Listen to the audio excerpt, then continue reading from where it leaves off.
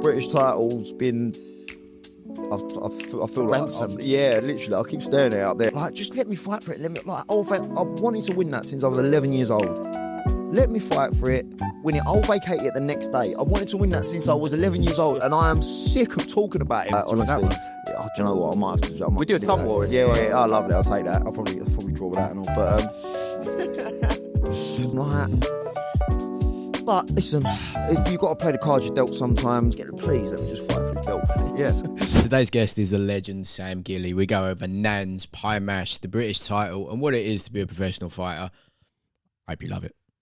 Right, so I've asked you this question already. Right, rolling start, no big deal. How the F do you make 11 stone? Right? I look dead at 11 stone. So what? Yeah, but you got a fight afterwards. Like, what are you playing at? You calling me fat? No, I'm calling you massive for light middle. Ah, mate. Simple answer. Greg Marriott. Yeah. Honestly, Greg Marriott, my nutritionist, he's been with me since day dot. And yeah, listen, it's hard work getting down to it, but I never ever feel dead when I'm in the ring. I never, like, obviously on the day, like, I've got a dry mouth and all that, but who ain't? But and I do look at, because all my weight either goes on my face or it comes off it. So whenever I do cut, you just suck it. Yeah, I look like a skeleton. Do you know what I mean? Everyone comes up to me going, "You're all right?" I'm like, "Yeah, I'm sweet." I just it just comes off. All my weight goes to my face. And but yeah, mate, Greg drakes me properly, cuts me properly. Yeah. So with him, mate, it's like I just follow his guidelines and. Respect. We're not going to have a boring one where we talk about, hey, how's camp going? Hey, how's training going? Hey, yeah, you know, how just... Yeah, no, fuck. Yeah, no, it's long. It's long. What's life like at Peacocks? Because you lot have got an absolute, just a wonky list. Yeah, no, I'll train down at RJ's, don't I? But...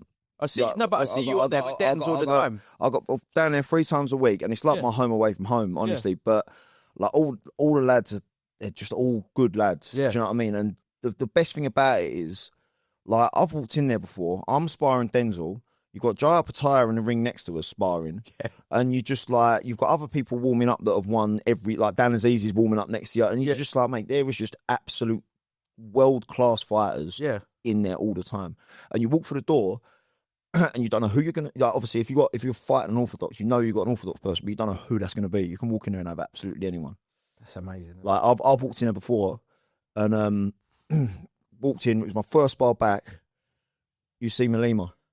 Fancy jumping in with him? I'm like, yeah, go on, let's have a go, mate. Wicked spar. Me and him just went at it for 6 rounds. But what a good little fighter he is. But like, I walked in and sparring the RBO World Champion. There you go. Let's go. Like, I was just having a little, like obviously, you know, when you say IBO World Champion, you go, it's not even a real one, it's not even on the wall. But like, we'd all be buzzing, wouldn't it? Mate, it says World Champion. That's what I'm saying. I'd take a Matalan belt if it said World Champion on it. I'm telling you now.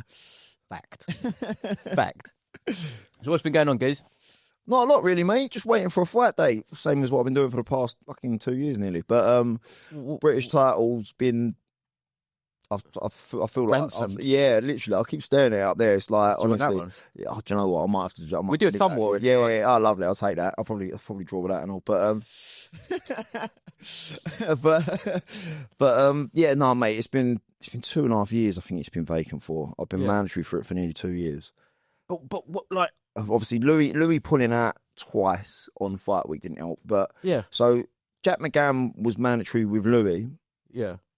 Jack McGann was mandatory with me, but then obviously I had a bad arm after I fought Louis, so Louis stepped in. They didn't sanction Louis for it, and he knocked out Jack McGann. So then Louis was mandatory, so was I. Yeah.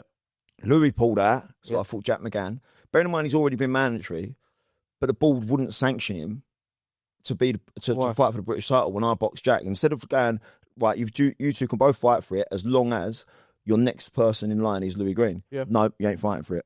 All right, so defend me Commonwealth. Then he pulls out again. I'm like, right, come on, let's find someone else. Like, there's other lads out there that are fighting. Like, I brought this up before. Like, I feel bad disrespecting him. I don't know what his name is, but Kieran Conway boxed someone. Yeah, for a British Commonwealth.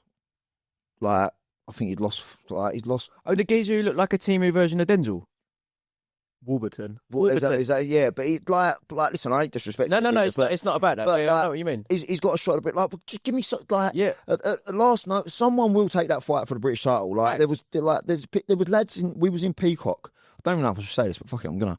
The lads in Peacock, Martin was like, listen, if I get a phone call saying, does one of the lads in here want to jump in with you? He went, listen, you have to. I'll throw him in. You have to. But I'll throw him in. Like, it does you a favour. You get to fight for it, but no, you're going to have an 8-rounder. I'm like, oh, mate, listen. But obviously, I managed to, like, if I didn't fight on it, I'd have gone bankrupt. So I needed to fight and get some dough. But yeah. So that was what I was grateful for. But I mean, it's just been, I don't know who I've pissed off, what I've done. Do you know what? Right, I think that's actually a good starting topic. If we're going to do topics, we ain't going to do many topics, right? That's sweet. So, like, life as a fighter, like you're saying there, like, obviously you are paid to fight. Yeah. And if you're not fighting, you ain't being paid. So what are you? Well, I'm OnlyFans in. Well, listen, I don't think I'd. Foot finder. Foot finder, mate. I wouldn't earn a penny off that. My feet are filth. But honestly, I could walk up walls without touching it with my hands. I'm so sweet. I've got toes like that. I've got knuckles and everything. But yeah, no, I'm lucky. New Era, mate. They helped me out massively. Sometimes I go back to work for Trendy Landscapes, my old firm that. Now I was that bad at landscaping they actually sponsored me not to work for them. That's decent. So it's actually the dream. That's all you can ever ask for. I used to break so much shit. There's like, Sam, just go and do boxing, mate. We'll pay you to not work for us. Like, but like if I ever get in trouble, like they always give me some work. But so yeah, you just try and nick by it really. But like I say, without New Era, I'd have been back at full-time work, and I won't lie, I'd have probably sat boxing off by now. But this is kind of my point. This is why I'm asking that, right? You're mandatory. You are, that belt is there for you to fight for, right? But it's win, lose, or draw. No, this is it. This is it, right? But like the board must look at that because I mean, like, let's be real. Like, I'm not going to mug off the board. I'm not going to do that. Yeah. All of them boys, all of the board members, they're all barristers and they're chambers guys. They're all lawyers. They're all on. They're all about it. They're all exactly. They're all about that P game, right? Yeah. For them to not look at it and go, this is actually someone's life, this is someone's income, this is someone's everything. How do we not? Do you know what? I don't even. Just listen. The lad's been waiting for 2 years. Yeah, like I was 29 when I'm 31 now. Like, talk about drain every. You look great for it, by the way. Thanks very much. So do you. Thanks, man. But like, do you want to drain any more time out of my career? Like, I ain't gonna have the longest career anyway. Like, no. Like, just let me fight for it. Let me I've wanted to win that since I was 11 years old. Let me fight for it, win it. I'll vacate it the next day. I wanted to win that since I was 11 years old, and I am sick of talking about it. Would you not want to keep it, though? No. Would you just want to nick the one that they give you? Just out. I just want to have one photo with it. I won that once in my life. Hey, I'll just let me go on to something else now. Yeah. You know, like, let me go on to an EBU. Let me box for one of these, like the international titles. Like, but I've even said that. Like, I've got a Commonwealth. Stick a WBC international on the line. Stick that. No, I ain't doing that. I'm like. But listen, you've got to play the cards you're dealt sometimes. And I've just got to keep winning, which I didn't do in my last fight, which was a bit of a shitter. But it's not like I was just mentally, I was just gone. I was absolutely, and I feel really bad because I'm living my dream. Yeah, and it feels like I've done nothing but complain about it for the past 18 months. Yeah, but it's a bit of a brute's dream, isn't it? Yeah, I know. Yeah, but I'm in a position to fight for the belt I've dreamed of since I was a kid. That's my world title. Yeah, but I think because it's been dangling like a carrot in front of me and it keeps getting moved away, I think it's now coming across as frustration, and it might come across like I'm sulking a little bit, but like it's been so long, I'm just like, mate, you're a lad. Please let me just fight for this belt, please. Yes. Like from the British itself, like for 100%, it's the most beautiful belt in the game. Yeah. In the game, bar none. Right? When you hold that's a moody eBay one, that one, right? When you hold the real deal, it's something special. Well, I've like Liam Dillon in my gym. Yep. Won it, didn't he? Beat Cash Ashfaq. Went up to Newcastle to watch him. And he won it then, and I sat and I looked at it and I was like, mate, it's the most beautiful thing ever. I was like, can't wait to have one of these. Can't believe I'm even mandatory to be fighting for one of these. And I still ain't boxed for it. Mate, honestly. But like, what is the process? I genuinely don't know. Do they just do you reckon they've not got one? Do you reckon they've lost the light middleweight version of it, and they're like, we can't be bothered to get one back? I'll email the ball and say, listen, I've got one in my mate's studio that we can just put that on the line, just please. Use that one, please. But I don't know the reason. I'm sick of trying to work it out. But I've just got to, whatever comes up, like, I've just got to take it now. It's jeopardy, like, I'm at your position. I'm at the point now. If they said, listen, and this will break my heart, because if I retire and I never ever fight for the British title, I'll regret that to the day I die. Yeah. But if they said to me now, listen, there's an opportunity to fight so and so, for decent dough on this card, Yeah. I'll take it. I've got Spencer Brown managing me now, so them opportunities can come. So I'm at the point now where, listen, if an offer does come in, I will jump over it. It'll break my heart, but I keep looking up at it as well. But You do a little bit, mate. Honestly, it's like I say this all the time, but on my phone in school, on my little BlackBerry, Shut up. BBM up. But I had a picture of the British title. It's all over wanted to win, and it was from watching Ricky Hatton and John Faxton. Also, Oh mate, don't. what the? No, mate, don't. It broke my heart this morning seeing that. Bless him. Right. Like So the whole boxing world has just lost an absolute legend. Right, Sam. Let me like. I mean, like he's this young man here is going to be just sitting there rubbing his fingers at the clickbait of this, right? Mr. Hatton, for me, for my age, like that is our one. Yeah. Right, Ricky Hatton, like. I was in Mexico when he fought Castillo. Like I would like you were just like, what are you doing? Yeah. Right. I'm in Cancun, Bubby. You're like that geezer was he does not get the respect and love that he should do for British boxing. There will never Without him, that British boxing would not be what it is today. No, fact. It would not be like and people don't understand the phenomenon. And I don't think anyone will ever. I know, like you got your Joshuas and stuff like that, but it's different. No, exactly. I know he sells that state, but there's no one that they were just all there for him, and like, mate, it was just a different level. Right. We saw him get banged out by Floyd. Yeah, Floyd. No, that was heartbreaking enough. Everything about that fight was just devastating. Right. We saw him get knocked out by Floyd. We're all still chanting, and there's only one. Yeah, exactly. The Americans don't know what's going on. Yeah. They're like, "What? You've just seen this geezer get knocked out. Why are you still chanting for him?" Like that was the love that the man had. Do you remember? Do you remember watching him down the calf in his early career before his fight? He's like fighting for the British title, and he's got a full English going on. Do you know what was quite poetic this morning? I stayed around my mum's last night because I was at York Hall, and she only lives. I don't know, so I stayed around. She's made me a fight. York Hall last night. We was there as well. Yeah, I was at York Hall, watching Liam. But sat there this morning, she went, "Do you want to fry up?" I went, "Oh, go on." Yeah. And as I'm eating me fry up, ping, boxer Ricky Hatton dies. I was like, "Oh, mate." It knocked me for 6 for about, it ain't sunk in now. No. I was sitting in the car just before I come up and just watching little highlights of it. And mate, there's a reason my left hook to the body's so good.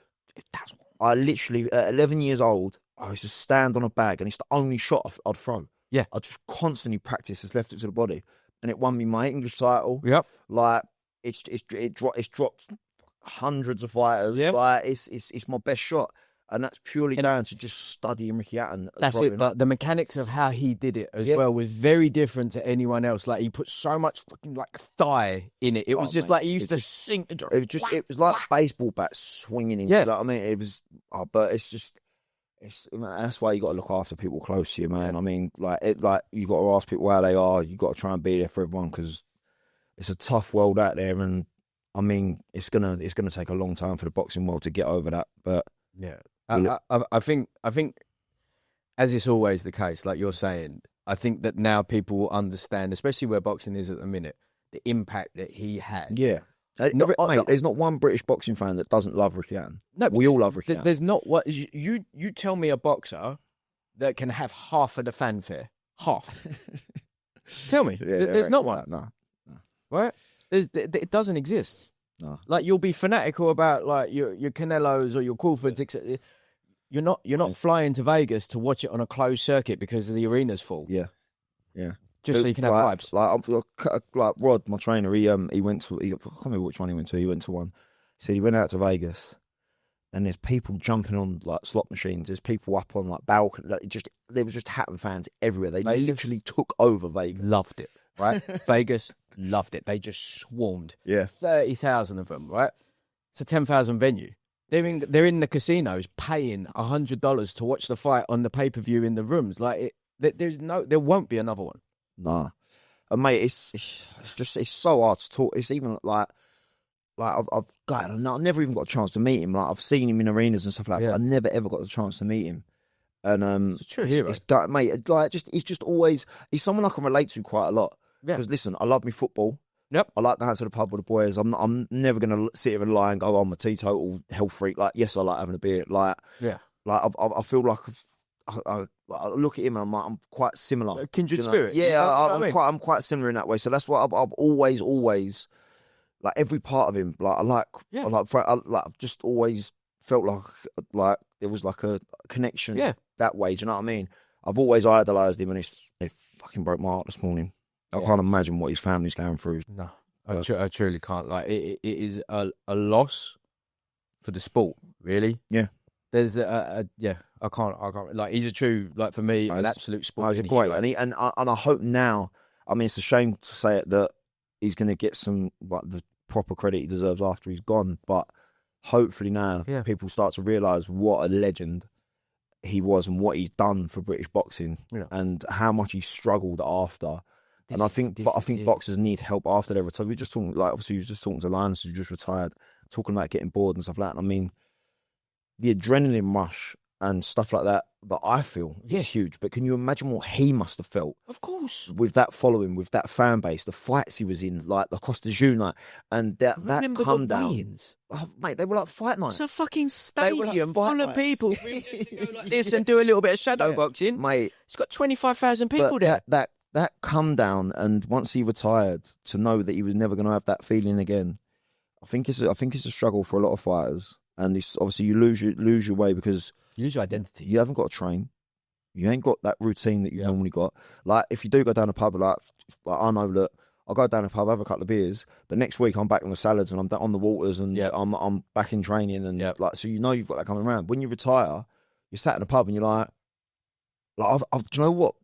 It's See, this is why you can't retire. No, it's what not. You got to I'll be about 100 stone. No, but no, like when I won my Southern area, right? Obviously, I never won one amateur title. Yep. So when I turned pro, me and Rod, all we spoke about, we never spoke about Commonwealth British. British was the dream for me, but we just wanted to look up. Yeah, don't, honestly. Can you tell that? But do you want to hold it? Yeah, I know. Can I put it around right now? But we only ever spoke about winning the Southern area to say. So in my head, boxing since I was 11 years old. I think I was 24 when I had the Southern area fight. I could say I was a champion. Yep. Right, and had the fight on Saturday. Won my first title, amateur or pro. Yeah. Sat with it on my lap, and I was like, I've done it, right? Monday morning comes round. Sat in a calf on my own, because everyone's at work. Sat in a calf on my own, and I was like, now what? No, I was like, mate, what the fuck do I do now? Yeah. I was like, I've that thing I've thought about since I was 11 years old, being able to say I'm a champion. Yeah. Now what? And it was such a crash. Yeah. It's the first, like, you've heard Fury speak about it, stuff like that. That's what I was such about a to crash say. down. Like, obviously, but I know I've got the next step now. After a couple of days, I was like, right, now let's get back to it. But once you retire, that ain't coming again. No. And it's hard. And especially like when in Fury, in his example, like you said, because he had then won it all. It weren't. He'd done. Oh, yeah. He had actually gone to the top and he'd beat the man to and do beat it the as man well. to do Yeah. it. And then what? Where at least with Ricky, when he did that, when he beat Costa, there was a few people lurking around. He went up in weight. He nicked another world title. He done all this other stuff. Right? You just can't fill that void. Yeah. No. And yeah. Oh, that's what he come back and had a couple of. Yeah. There was talk about him coming back. He was going to do a fight in Dubai, wasn't he? Yeah. I mean, listen. It's just art, bro. You can like. Even now, I'm sitting there just going. Yeah. Oh, man, like, I feel so sorry for him and obviously his family, but you just think, why? He was such a special person, mate, and maybe just didn't feel the love this is it. that he deserved. But truly loved. Oh, bless him, man. Fucking so bad. Bless him. All right. Well, let's spin it up a little bit. Did a little bit of commentary work, didn't you? Yeah, done a little bit of commentary work, mate. Yeah, I like that. It's good. What are you laughing at? Yeah, I'm all right. Listen, I can rab it for England, but yeah, talking about boxing, it's easy, isn't it? I mean, get a little bit of dough for it as well. It's all right. It's something I'd like to do after boxing. Like, just now, I'm at the point now where I'm 31. I've got to start thinking. What's next? Yeah, I ain't got the longest, and obviously I sacked off landscaping. They sort of sacked me off, but so it's mutually agreed. Yeah, exactly. Yeah, but like lads I was labouring with, some of them got companies now. Yep. And I'm like, Okay. I'm still doing this boxing thing that I've been doing since I was 11. I'm like, I'm 31 now. I'm like, if this, it like, say I got chinned in my next fight, like, that's weird. I don't know. But like, this could all go bang, and I'm like, shit, I've got to go back labouring for £100 a day or whatever, like what you get as a labourer. Like, do you know what I mean? And you do start getting them little. You'll get them doubts, but then like, for you, surely the move is you get your trainer's license, you get your manager's license, of course, because you have so much intimate knowledge of the industry itself that you can help. Yeah, no, that's obviously a thing to stay in boxing, but I'm saying like you want to set yourself up for something after. That's why I've tried to dabble in a little bit of commentary. Obviously, I'll do my PTs and a bit of training and stuff like that. So that is it. And obviously, with what I've gone through with the British title and stuff like that, I'd love to be a manager and help kids not go through what I've gone through, and try and build kids up to like from starting on a Steve Goodwin show on a Sunday was my debut. On a Sunday, right? Where? Your call.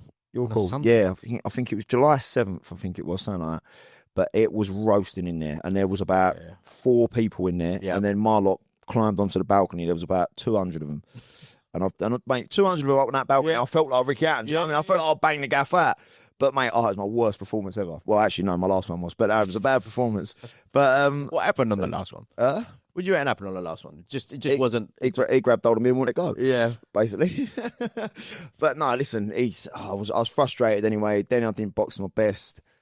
These things happen. Kids grabbed hold of me. I still thought I'd done enough to win the fight. I was the one trying to box. He was the one trying to hold. Yep. And the only shots he did land was after the ref shouted break. But for some reason, Kieran McCann just had a. He just had one. But listen, it happens in sport. If it's down to human objective, then it happens. You can't hold it against Kieran. He's been a great ref in some of my fights. So, listen, we all have bad Kieran. No, but mate, you can't hold it against him. It was raining as well. Yeah, no, mate, you sound like Arteta. It was raining. Yeah, it was raining. Mate, I ended up in the Sun newspaper and on Sport Bible, people laughing at me because I was walking out under an umbrella. Why is that? Like, of course, mate. I don't want to. Like, I had blue things on my boots. Yeah. Right. Honestly, I might as well walk to the ring barefoot. Yeah. I got in the ring. They went, "Your feet dry?" I went, "No, not at all." They went, "Well, just make the best of it, yeah." I'm like joking, you know, because the rain's blowing into me. I'm going, mate, what is going on here? Do you know what though, Martin? So me, Denz, Martin, and Rod went to the cafe a couple of weeks before after sparring. Yeah. And Martin turned to me. He went, "Mate, just prepare yourself because fighting in a stadium is different." Yeah. And I was like, because obviously 90% of my fights have been at York Hall. Yeah. So the whole world's on top of you in there. So, and I was like, all right. I was like, yeah, I'll be all right. But mate, did it smack me in the face. Walking out in the pissing down rain, freezing. I didn't warm up till about the 3rd round. Freezing cold. Sat in the corner getting wind and rain blown at me. I was going, mate, what is going on here? Like, it was a different experience. And it's a wake-up call because I took my eye off the ball. I didn't box to the best of my ability. I let outside factors affect me while I was in there, and I took the position I was in for granted. And it's listen. Sometimes they're good. That's a good lesson. It's a good thing that happens. I won't do it again. Exactly. I will not do it again. I could walk out there and it could be snowing, and I'm not taking my eye off the ball next time. Do you know what I mean? I'm not doing it. But yeah, it's a good little lesson. You got to take the. If bad things happen, if you don't take them as lessons, that's when they're bad things. If you take them as lessons, turn them into positives. That's what we got to do. This is what it is. So, like now you're with Spencer. Yeah. Run me through the conversation with Spencer, which is because he must look at this and he just goes 2.5 years. Yeah, no. So when I see him, he must get on the phone because Greg Marriott's obviously got a really good relationship with him from working with Tyson. Yeah. So Greg actually had the conversation with him to say, like, will you take Sam on? And he said, like, he asked me where my rankings are and he asked stuff about me. And he was like, yeah, do you know what? I'll help him. I was wicked. So it was like, listen, just get this one out of the way and then we'll start. Obviously, the one that I was meant to get out of the way, I didn't get out of the way in the best way. And then obviously the board made Ishmael Davis mandatory. But it's a bit odd because obviously there's only one fight I can have. If the board go, I can have anyone in the world managing me. But if the board say you're fighting Ishmael Davis, the manager can't really do anything other than sit there and go, well, you got to fight him. Like, But again, how does he get mandated coming off a couple? I know obviously the losses are. I've got to be careful. Yeah. You don't have to. Yeah, no. But like, right, okay. So from my perspective, I don't know how the board can. Well, I listen. It is I'm not going to go over that because I could upset people. Yeah, we don't need to do that. Yeah, no. But yeah, no. I don't know. I don't want to have a guess because it'll wind me up. And he took another L last night. Mate, do you know what? It was hard because I wished it. I texted him yesterday morning. I said, mate, good luck. I'm rooting for you because obviously I need him to win for us to have our fight. And listen, I respect him, mate. How can you not respect someone that jumps in against absolutely animal? Mate. Animal. Proper dedicated fighter, mate. And what he's done with his life, turning it around from being in prison and stuff like that, mate. 100% respect to the geezer. But just, mate, yesterday, so I was caught between a rock and a hard place because I had Liam fighting. Mm-hmm. Obviously, listen, they're like my family down at RJ's. So like, I will put them before anything, right? So, but Liam was boxing early for a main event. Yeah. So I thought, happy days. I'll be able to get out of here and maybe stick it on the laptop or something like that. And or maybe get home in time for it. And I was sat there, and someone texted me and went, "I've got Ish 3-1 down." I'm like, oh, he's fighting. So I've got the zone on my phone. Yeah, they started it proper early. I'm shouting for Liam. I'm trying to watch Ish on my phone. I'm going so I couldn't really pay attention. But like I've seen stuff on social media. Him saying he got robbed. I didn't get to watch it properly, so I can't really comment. Close. But it was a close one. Yeah, close, mate. From what I did see, there was head to head. They're just working both of them. There was no noise. They've probably got to do it again. But I think more than likely they will do that one again. But then that don't help you, does it? No. I mean, do you fancy fighting for a British? I don't know. Do you want to? We'll have that fun more if you want. I'll have a go. Oh, mate, honestly, I'm just like, please just give me someone. But listen, hopefully now that's happened at the weekend. Hopefully now, because that's sort of what everything's been riding on. Yeah. But hopefully this week I get some Spencer text straight away. It was like, I'm on it. But then who else in the division? Mate, I don't see Sam Egerton's the fight at this. Who? Sam Egerton. Don't say who. Sam Egerton. But mate. How's he being left out of this? He beat Lee Cutler. Yeah. Like, how's he being left out of this conversation? And me versus Sam Egerton, that is a hospital fight, mate. We are going to go to absolute war. You can put that on any card and we are just going to beat the shit out of each other. Yeah. Do it. Yeah. Yeah, that's a taxpayer bill, that one, isn't it? That's the NHS is going to get rid of that night. Just book us into A&E and we'll just have a go. Like, you may as well, cut out the middleman. Yeah. Put the ring in the car park. Yeah. Straight down to whips, please. Whips cross, yeah, sweet. Oh, mate, don't. You come out with more than you go in with in there, please. No. We're not shout out Whips Cross. Yeah, Whips Cross. That's where I was born. I think everyone around here was born at Whips Cross. But yeah, no. That's who I feel like deserves it. But whether they give it to him or not, I think the thing with Sam is like he's been on the pod a couple of times. He's an absolute animal, isn't he? Mate, he's a legend. Do you know what? He always does it from his car as well. He goes out, sits in his drive, gets on the Wi-Fi and does it because it's probably the only uninterrupted space he's got. Yeah. Beast. Mate, he's I got offered the Joe Pigford fight at Bournemouth. Yeah. And they chose Egerton.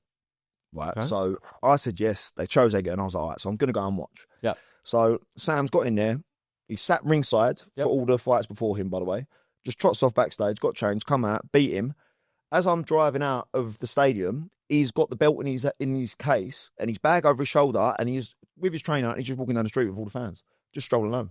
Like, it's just, mate, the geezers just don't give a shit. Like, he don't. Just literally, what a man, mate. It's just like, again, another one like that. You can't knock him, mate. He takes on absolutely anyone. So I remember when I might have been 20. So it was before I was pro, and I was in the pub with the boys.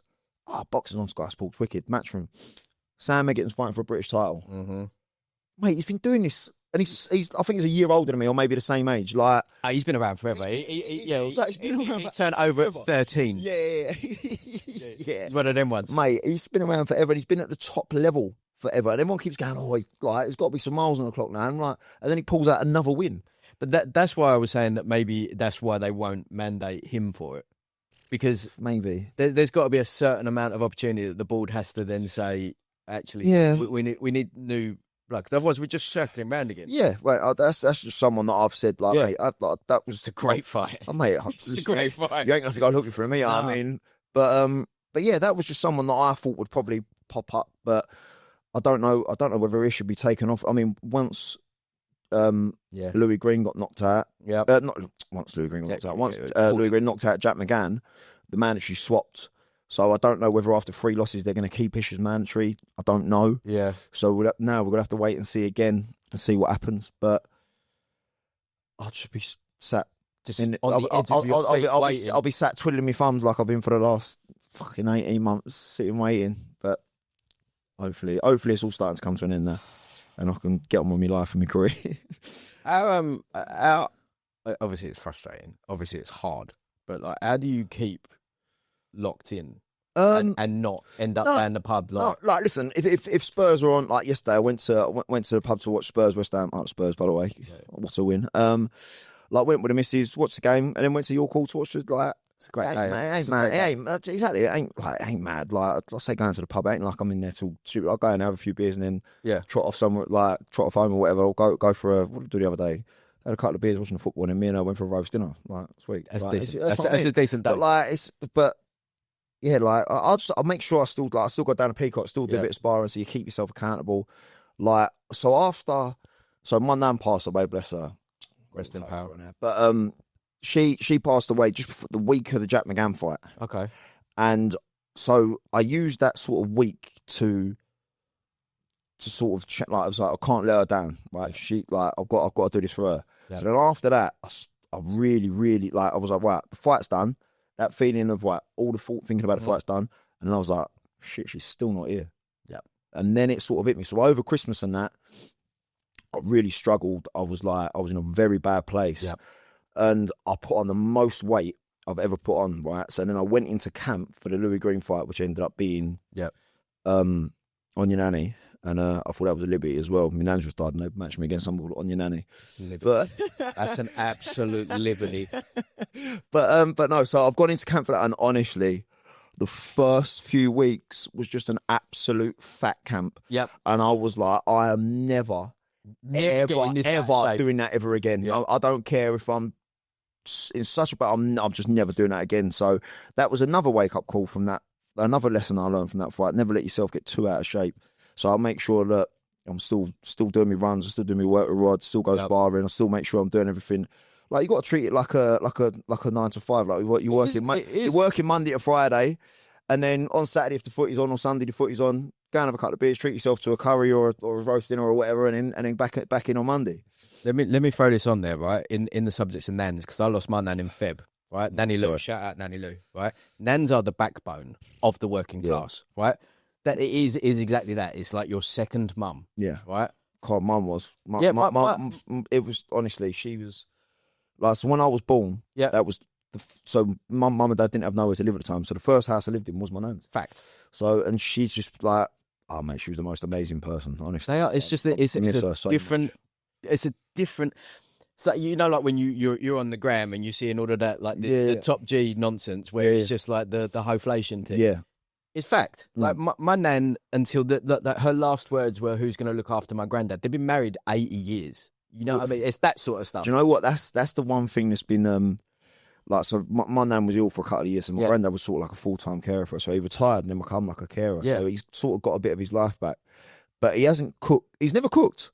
No, like this is it. So when she went, it was sort of like, well, we've got to teach him how to use a microwave. We've got to teach him how to like. He's learning all these different things as like he's only just learned how to text. Yeah, so he can reply in a family group chat and stuff like that. So it's been fun seeing him try and learn all these new things at like 70 odd years old. Bless him. But mine's 95 and he can text. Really it's devastating, because randomly you just get a text that just says tree. Just tree. That's the word he's whipped out. Right. But what I want to do, right, is do a cooking show called Man v Nan. Right. Right. Check this. So, like, I think you'd be a good one with it as well. Right? I love my cooking. Yeah, exactly. Right. What we do, you and I, we go into someone's house. Yeah. Right. Some family that's applied for this. Yeah. We learn the nans. See, all the nans, obviously, they've all got their own signature dish. Right? Oh, mate. If it's a roast, lamb chops. If it's exactly. Right, mine was roast pork. Her signature one, you can't mess with it. We learn their signature dish, then we do blind taste tests with the family, and imagine how sour that nan would be if we beat them. Yeah. Now, or from our side, obviously, I don't want to upset a nan, but we do it for the clicks. Yeah, get kicked out of the house. Imagine that. Yeah. My nan used to. So every like family gathering. So I say she used to do like lamb chops, new potatoes, and that was like every time I went round there, I'd look at it. That's what they've had. But so she used to make these sausage rolls, right, and like from scratch the whole way through. Like, every like birthday or like family thing, wherever. Because every Christmas Eve we always used to go. We still do. Like we'd go around there and she'd wrap a present up in like a shoebox or like with a rat, so you wouldn't know what it was because it was in a different box. But there'd be like this whole table would be covered in like sausage rolls that she'd made from scratch. And, but I've taken on that job now. You got it. So every family thing, I'll now make the sausage rolls and you got to bring them and make. But it's a lovely little thing to do, and they're bang on as well. So I've learned the little recipe, and that could get me quite fat as well because they are nice. Now the one thing that I was always looking for, my nan used to make just an outrageous bread pudding. Oh, unreal. Yeah, just unreal. And she also used to have pie mash pies in a sandwich, which is really niche. Yeah, she would put the pie in the sandwich and eat it. My granddad for pie mash the other day. You've made me hungry now. Whereabouts? Because this is the eternal. So hold on. So producer Sam obviously is from Cornwall, right? He doesn't. Yeah, he is. What do you have? Pasty and mash or something like that? Right. So I was trying to explain to him the other day the factional life of pie mash. Oh, mate. There's the East and the South, right? Yeah. You got the Kellys, you got the Robins, you got the Menzies, you got the Cooks, you got you know what I mean? That was mine. So Walthamstow High Street, Menzies. That was mine. So my mum and dad have always lived in Walthamstow. Yeah. And my granddad, he had a fruit stall. Yep. Which was outside the post office, opposite the Cock Tavern. Yep. And so he was literally 4 shops away from Menzies. So I used to go down there, sneak under the back of his stall, nick a bit of fruit, and then he'd wrap up for a little while, straight in the pie mash. Yeah, that's what it is. So I've been eating it since I can remember. And it's lit. So after every fight, that is the first thing on my mind. Right, where can I go pie mash? And I've been going to so lately I took my granddad the other day to Tony's in Waltham Abbey. Yeah, it's the one where it's the one where Beckham goes. It's not bad. But mate, they're proper good lads. You know, the only problem with them is they're West Ham fans. But yeah, mate, they do a banging pie mash in there. But I took him to Robins in Wanstead the other day. So I took him for an eye appointment in Whipps Cross, and come out of there. I was like, should we go for pie mash? And he was like, oh yeah, come, let's go. So we went to that one Manor Corner, mate. That was good as well. That was unreal. Yeah, this is it, right, Sam? We're going pie mash. Oh yeah, obviously. Have you never had it? Yeah. My missus took me to the one. End of the Roman, a very good one. The Kellys down. Oh yeah, unreal. Yeah. Did you have liquor or did you have gravy? There's no gravy liquor down there, mate. You had liquor. Yeah, gravy's not an option. Honestly, if I see people with gravy on their pie mash, it makes me want to go home. I'm like, mate, what are you doing, please? Well, no, what that means is that they're from South, and then immediately we can't talk to them anymore. Yeah, no, you've got to get out. You got to go. Like at that point. All right, well then that's literally it. I think we need to do a date. We need to take him down 100%. To Robins. Dan Wanstead, take him down the pub after, and it'll be days. Unreal. I can't believe he's only around the corner from me now. Yeah, it's like. When he said where he was, I was like, mate, literally, it took me 8 minutes to get here. That's where we are. This is where we're at. This is like the mecca now of East End boxing podcasts. Is this here? GH3. Yeah, unreal. Love the South as well, by the way. I was looking at all this. How you've done this, unreal. I know. We're gonna expand it as well. It's gonna go a little bit bigger. What, upstairs? Nah. Upstairs is the loft. So we're gonna lose it, man. Just crash through. Yeah. You know what? Sam, you're a bad motherfucker. Thank you, man. Sweet, mate. Top man. Thank you. Watch out for the next Sam Gilley fight announcement imminent. Like, rate, subscribe. Let us know what you think in the comments. And I'm very, very, very bullish on maybe getting Sam on the watch panel for the next watch party.